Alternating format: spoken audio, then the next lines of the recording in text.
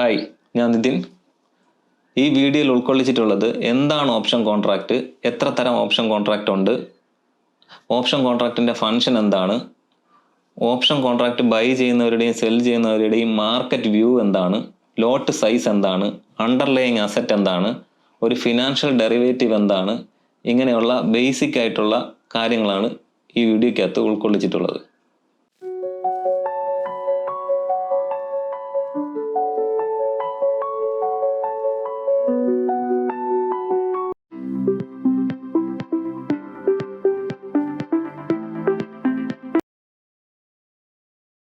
എന്താണ് option contract?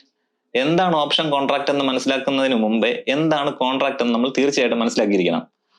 ഒരു contract എന്ന് വെച്ചാൽ രണ്ടോ അതിലധികം വ്യക്തികൾ ചേർന്ന് നിയമാനുസൃതമായി പാലിക്കാനുള്ള ഉത്തരവാദിത്തങ്ങളാണ് ഒരു കോൺട്രാക്ട്. ഒരു ഓപ്ഷൻ കോൺട്രാക്ട് എന്ന് വെച്ച് കഴിഞ്ഞാൽ ഒരു ഫിനാൻഷ്യൽ ഡെറിവേറ്റീവ് ആണ്. എന്താണ് ഫിനാൻഷ്യൽ ഡെറിവേറ്റീവ്? ഒരു അടിസ്ഥാന ആസ്തിയിൽ നിന്നും മൂല്യം ഉരുത്തിരിയുന്ന സാമ്പത്തിക ഉൽപ്പന്നമാണ് ഒരു ഫിനാൻഷ്യൽ ഡെറിവേറ്റീവ്. അത്തരത്തിലുള്ള ഒരു ഡെറിവേറ്റീവ് ആണ് ഓപ്ഷൻ കോൺട്രാക്ട്. എന്താണ് അടിസ്ഥാന ആസ്തി? സ്റ്റോക്ക് അല്ലെങ്കിൽ ഇൻഡെക്സ്. സ്റ്റോക്ക് ഇപ്പോൾ HDFC, SBI, TCS stocks. Index Nifty 50, bank Nifty, fin Nifty. അപ്പോൾ ഇതാണ് ഓപ്ഷൻ കോൺട്രാക്റ്റിൻ്റെ അടിസ്ഥാന ആസ്തി. മുൻ നിശ്ചയിച്ച പ്രൈസിൽ, സ്ട്രൈക്ക് പ്രൈസ്, മുൻ നിശ്ചയിച്ച ഡേറ്റിൽ, എക്സ്പയറി ഡേറ്റ്, വിൽക്കാനോ വാങ്ങാനോ ഉള്ള അവകാശം, അണ്ടർലൈങ് അസറ്റിനെ വിൽക്കാനോ വാങ്ങാനോ ഉള്ള അവകാശം മുൻ നിശ്ചയിച്ചിട്ടുള്ള പ്രൈസിൽ, മുൻ നിശ്ചയിച്ചിട്ടുള്ള ഡേറ്റിൽ വിൽക്കാനോ വാങ്ങാനോ ഉള്ള അവകാശം നേടിക്കൊടുക്കുന്നതാണ് ഓപ്ഷൻ കോൺട്രാക്ട്. ഇതൊരു അവകാശം മാത്രം ആണ്, ഉത്തരവാദിത്വമല്ല. ഈ അവകാശം വേണമെങ്കിൽ നിങ്ങൾക്ക് നടപ്പിലാക്കാം, ഇല്ലെങ്കിൽ ഈ കോൺട്രാക്റ്റ് ഉപേക്ഷിക്കാം. ഈ കോൺട്രാക്റ്റ് നടപ്പിലായി കഴിഞ്ഞാൽ അത് നടപ്പിലാക്കി കൊടുക്കേണ്ട ഉത്തരവാദിത്തം ഓപ്ഷൻ സെല്ലർക്കാണ്. എന്താണ് ഓപ്ഷൻ കോൺട്രാക്റ്റ് എന്ന് നമുക്ക് മനസ്സിലായി. ഇനി എത്ര തരം ഓപ്ഷൻ കോൺട്രാക്റ്റ് ഉണ്ടെന്ന് നോക്കാം. Call option contract, put option contract.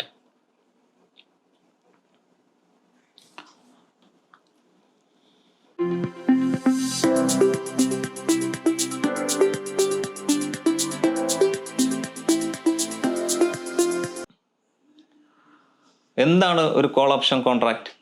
Right to buy ചെയ്യാനുള്ള അവകാശമാണ് ഒരു കോൾ ഓപ്ഷൻ കോൺട്രാക്ട്. മുൻ നിശ്ചയിച്ചിട്ടുള്ള പ്രൈസിൽ, സ്ട്രൈക്ക് പ്രൈസ്, മുൻ നിശ്ചയിച്ചിട്ടുള്ള തീയതി, എക്സ്പയറി ഡേറ്റ്, സ്റ്റോക്കുകൾ വാങ്ങാനുള്ള അവകാശമാണ് ഒരു കോൾ ഓപ്ഷൻ കോൺട്രാക്ട് ഹോൾഡ് ചെയ്യുന്ന ആൾക്ക് കിട്ടുന്നത്. എത്ര എണ്ണം? ഓപ്ഷൻ കോൺട്രാക്റ്റിൽ പറഞ്ഞിട്ടുള്ള എണ്ണം, അതാണ് ലോട്ട് സൈസ്. അത് ഓരോ അണ്ടർലൈങ് അസറ്റിനും വ്യത്യസ്തമായിരിക്കും. അതൊരു അവകാശം മാത്രമാണ്. ആ കോൺട്രാക്റ്റ് വേണമെങ്കിൽ നടപ്പിലാക്കാം, ഇല്ലെങ്കിൽ ആ കോൺട്രാക്റ്റ് ഉപേക്ഷിക്കാം. മറിച്ച് സെല്ലർ സൈഡാണെങ്കിൽ ആ കോൺട്രാക്റ്റ് ബയ്യർ നടപ്പിലാക്കി കഴിഞ്ഞാൽ നിശ്ചയിച്ചിട്ടുള്ള സ്ട്രൈക്ക് പ്രൈസ് വിലയ്ക്ക് സ്റ്റോക്കുകൾ കൊടുക്കാനുള്ള പൂർണ്ണ ഉത്തരവാദിത്തം ഒരു സെല്ലർക്കാണ്. അപ്പം ഇതാണ് ഒരു കോൾ ഓപ്ഷൻ കോൺട്രാക്ട്.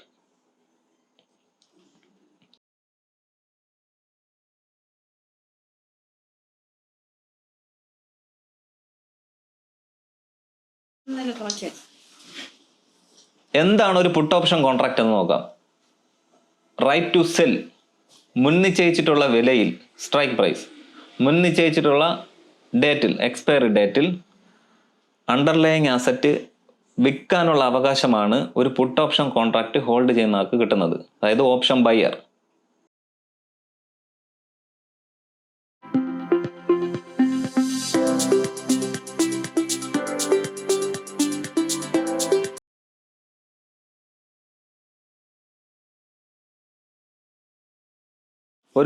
അടുത്ത നമുക്ക് കോൾ ഓപ്ഷൻ കോൺട്രാക്ട് ബൈ ചെയ്യണവരെ മാർക്കറ്റ് വ്യൂ എന്താണെന്ന് നോക്കാം.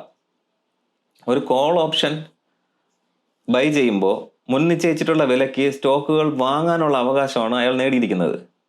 അപ്പോൾ നിലവിൽ 100 രൂപയ്ക്ക് ട്രേഡ് ചെയ്യുന്ന ഒരു സ്റ്റോക്ക്, അതായത് അണ്ടർലൈങ് അസറ്റ്, അത് 90 രൂപയ്ക്ക് വാങ്ങാനുള്ള അവകാശം നിങ്ങളുടെ കയ്യിലുണ്ട്. അപ്പോൾ ആ വിലയ്ക്ക് തന്നെ സ്പോട്ട് പ്രൈസിൽ തന്നെ, അതായത് മാർക്കറ്റ് 100 രൂപയിൽ തന്നെ അവസാനിച്ച് കഴിഞ്ഞാൽ 90 രൂപയ്ക്ക് നിങ്ങൾക്ക് വാങ്ങാനുള്ള അവകാശം നിങ്ങളുടെ കയ്യിലുണ്ട്. അപ്പം ആ അവകാശം നിങ്ങൾക്ക് പ്രയോഗിക്കാം. അപ്പോൾ നിങ്ങൾക്ക് ആ വില 90 രൂപയ്ക്ക് കിട്ടിയ സ്റ്റോക്ക് മാർക്കറ്റിൽ നിങ്ങൾക്ക് മാർക്കറ്റ് പ്രൈസിന് മറിച്ച് വിൽക്കുകയും ചെയ്യാം. അപ്പം അതുകൊണ്ടാണ് മാർക്കറ്റ് ഓപ്ഷൻ കോൺട്രാക്റ്റ് ബൈ ചെയ്യുന്നവർക്ക് മാർക്കറ്റ് ബുള്ളിഷ് ആയിരിക്കും അവരെ വ്യൂ. പക്ഷെ മറു സൈഡ് സെല്ലർ ആണെങ്കിലോ അവർക്കത് മാർക്കറ്റ് ഒന്നുകിൽ താഴോട്ടായിരിക്കും അല്ലെങ്കിൽ ആ വിലയ്ക്ക് എത്തത്തില്ല. അതാണ് അവരെ മാർക്കറ്റ് വ്യൂ. അപ്പോൾ കോൾ ഓപ്ഷൻ കോൺട്രാക്റ്റ് ഹോൾഡ് ചെയ്യണവരെ ബയ്യർ ആണെങ്കിൽ മാർക്കറ്റ് വ്യൂ ബുള്ളിഷ് ആയിരിക്കും, സെല്ലർ ആണെങ്കിൽ മാർക്കറ്റ് വ്യൂ നേരെ ഓപ്പോസിറ്റ് ആയിരിക്കും. ഇനി ഒരു പുട്ട് ഓപ്ഷൻ കോൺട്രാക്റ്റ് ബൈ ചെയ്യണവരെ മാർക്കറ്റ് വ്യൂ എന്തായിരിക്കും നോക്കാം. മാർക്കറ്റ് വ്യൂ ബിയറിഷ് ആയിരിക്കും. എന്തുകൊണ്ടെന്ന് വെച്ചാൽ 100 രൂപയ്ക്ക് സ്പോട്ട് പ്രൈസിൽ ട്രേഡ് ചെയ്യുന്ന ഒരു സ്റ്റോക്ക് നിങ്ങൾ 110 രൂപയ്ക്ക് വിൽക്കാനുള്ള അവകാശം നിങ്ങളുടെ കയ്യിൽ പുട്ട് ഓപ്ഷനായിട്ട് വാങ്ങിയിട്ടുണ്ട്. ആ സാഹചര്യത്തിൽ ഈ കോൺട്രാക്റ്റ് അവസാനിക്കുകയാണ്. 100 രൂപയോ അതിൽ താഴത്തെ വിലയിലോ എക്സ്പയറി ഡനത്തിന് അന്ന് സ്റ്റോക്കിൻ്റെ വില എത്തി. ആ സാഹചര്യത്തിൽ നിങ്ങൾക്ക് 110 രൂപയ്ക്ക് വിൽക്കാനുള്ള അവകാശം നിങ്ങളുടെ കയ്യിലുണ്ട്. അപ്പോൾ ആ പുട്ട് ഓപ്ഷൻ പ്രയോഗിക്കുകയാണെങ്കിൽ സെല്ലർ അതിന് ബാധ്യസ്ഥനാണ്. അപ്പം അതാണൊരു പുട്ട് ഓപ്ഷൻ്റെ മാർക്കറ്റ് വ്യൂ ബിയറിഷ് ആണ്. മറിച്ച് സെല് ചെയ്യണവർക്ക് എന്താണ് മാർക്കറ്റ് വ്യൂ ഓപ്പോസിറ്റ് വ്യൂ ആയിരിക്കും. അപ്പം അതാണ് ഒരു പുട്ട് ഓപ്ഷൻ ഹോൾഡ് ചെയ്യണവരെ മാർക്കറ്റ് വ്യൂ.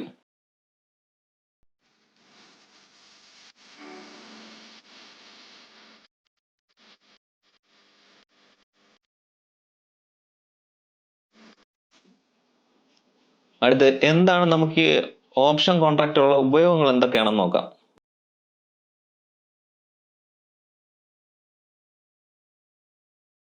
മെയിനായിട്ട് ഇവിടെ 5 എണ്ണമാണ് ഞാനത് ലിസ്റ്റ് ചെയ്തിട്ടുള്ളത്. ഒന്ന് സ്പെക്കുലേഷൻ ആൻഡ് ഫ്ലെക്സിബിലിറ്റി. സ്പെക്കുലേഷൻ ഊഹക്കച്ചവടം. 2 ഫ്ലെക്സിബിലിറ്റി.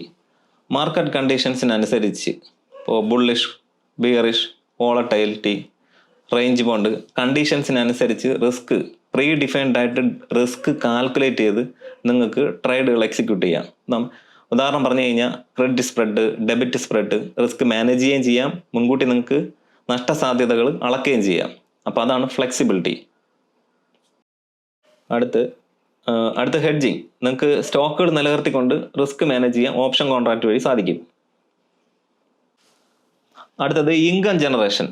ഇപ്പോൾ ഓപ്ഷൻ കോൺട്രാക്റ്റ് സെല് ചെയ്തുകൊണ്ട് നിങ്ങൾക്ക് പ്രീമിയം കളക്ട് ചെയ്യാൻ സാധിക്കും. അതിന് നിങ്ങൾക്ക് സ്കില്ല് വേണം, നോളജും വേണം. സെബിയുടെ കണക്കുകൾ പ്രകാരം ഫ്യൂച്ചർ ആൻഡ് ഓപ്ഷനിൽ ഇൻവെസ്റ്റ് ചെയ്യുന്ന ഇൻവെസ്റ്റേഴ്സിൽ 1% പേരാണ് പ്രോഫിറ്റബിൾ ആയിട്ടുള്ള ഇൻവെസ്റ്റേഴ്സ് ഉള്ളത്. അതൊരു ലീസ്റ്റ് ആയിട്ടുള്ള കണക്കാണ്. ഇതൊരു വലിയ സംഖ്യയിൽ നോക്കിക്കഴിഞ്ഞാൽ 1 ലക്ഷം ഇൻവെസ്റ്റേഴ്സ് ഉണ്ടെങ്കിൽ 10,000 പേര് പ്രോഫിറ്റബിൾ എന്നാണ് കണക്കുകൾ കാണിക്കുന്നത്. ഇതൊരു അറിവിന് വേണ്ടി പറഞ്ഞെന്ന് മാത്രമേ ഉള്ളൂ. ലിവറേജ്. ചെറിയ ക്യാപിറ്റലിൽ നിന്ന് മീനിങ് ഫുൾ ആയിട്ടുള്ള റിട്ടേൺസ് ഇതിനകത്ത് നിന്ന് ഉണ്ടാക്കാൻ സാധിക്കും. അടുത്തത് capital efficiency. Direct stock hold ചെയ്യുന്നതിനെക്കാട്ടിലും ക്യാപിറ്റൽ നമുക്ക് ഇതിനകത്ത് യൂട്ടിലൈസ് ചെയ്യാൻ പറ്റും. ഇപ്പോൾ നേരത്തെ പറഞ്ഞത് തന്നെ ചെറിയ ക്യാപിറ്റലിൽ നിന്ന് നല്ല റിട്ടേൺസ് ഉണ്ടാക്കാൻ പറ്റും, ക്യാപിറ്റൽ നന്നായിട്ട് ഉപയോഗിക്കാൻ പറ്റും. ഓപ്ഷൻ കോൺട്രാക്റ്റ് എന്താണെന്ന് നമ്മൾ നോക്കി. ഇനി ഇത് റിലേറ്റ് ചെയ്ത് നമുക്ക് പഠിക്കാനുള്ളത് option chain, option Greeks, option premium, option volatility matrix. അപ്പം അതിനെക്കുറിച്ച് നമുക്ക് വരുന്ന വീഡിയോകളിൽ ഡിസ്കസ് ചെയ്യാം. ഈ വീഡിയോ നിങ്ങൾക്ക് ഉപകാരപ്പെട്ടെങ്കിൽ ലൈക്ക് ചെയ്യുക, ഷെയർ ചെയ്യുക, സബ്സ്ക്രൈബ് ചെയ്യുക. എന്തെങ്കിലും സംശയം ഉണ്ടെങ്കിൽ കമൻ്റായിട്ട് ചോദിക്കുക.